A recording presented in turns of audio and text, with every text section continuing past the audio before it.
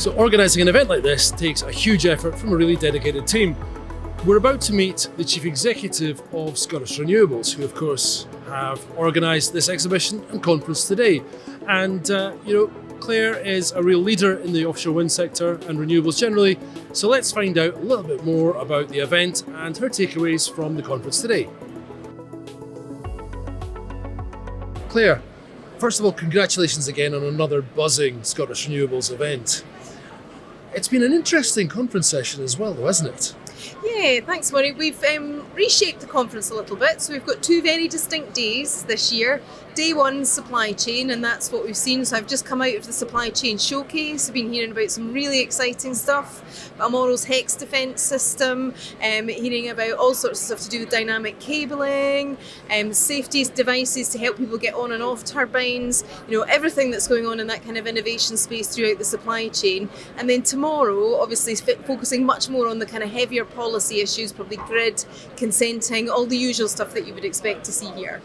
Now, of course, thinking of policy issues, the event was opened by the First Minister. What were your key takeaways from what he had to say this morning? So first key takeaway was the signal that it sent. It was great to have him, and I think it absolutely just reflects how he sees offshore wind and how he sees the sector in terms of his own wider kind of social and economic policy frameworks, which is great. We've certainly seen a real uptick in that.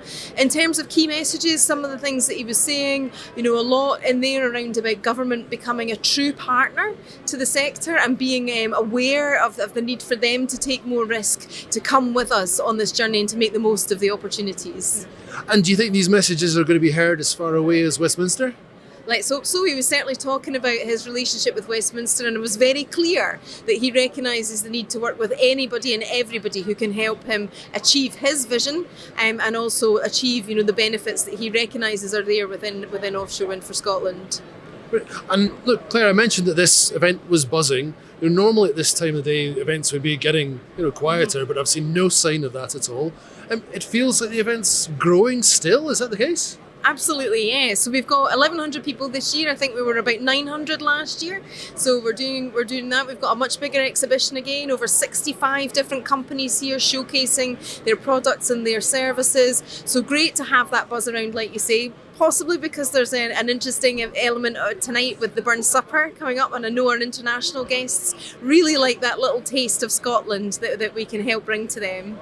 Yeah, absolutely. I've spoken to some. I'm not sure they're enthusiastically looking forward to the haggis, but we'll see. It's certainly a great showcase for Scotland and the sector. Absolutely, yes. There'll be lots of stuff not to look forward to. Tomorrow morning, first session might well be a bit of slow to start.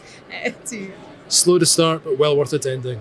Absolutely. Great. Claire, thank you very much. And again, brilliant event. Thanks, Moray.